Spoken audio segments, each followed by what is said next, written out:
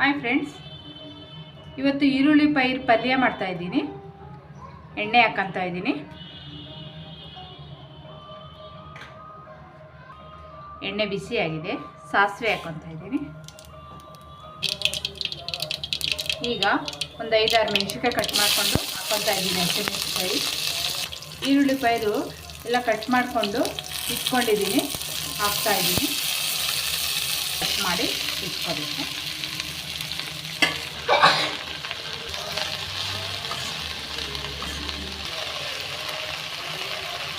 ಈಗ ಒಂದು 3 ನಿಮಿಷ ಪೈರೆಲ್ಲ ನೀಟಾಗಿ ಬೇಯಂಗೆ ಕುದಿಸ್ಕೋಬೇಕು.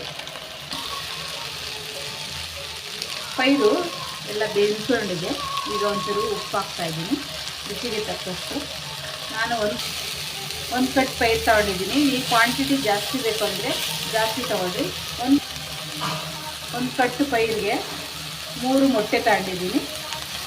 ಇದರೊಳಗೆ ಈಗ ನಾನು 3 ಮೊಟ್ಟೆ ಹಾಕ್ಕೊಂಡು ಮಿಕ್ಸ್ ಮಾಡ್ಕೊಂಡಿದ್ದೀನಿ. ನೀವು ಕ್ವಾಂಟಿಟಿ ಜಾಸ್ತಿ ಬೇಕು ಅಂದರೆ ಜಾಸ್ತಿ ತೊಗೊಳ್ಳಿ. ರುಚಿಕರವಾದ ಈರುಳ್ಳಿ ಪೈರು ಪಲ್ಯ ರೆಡಿಯಾಗಿದೆ.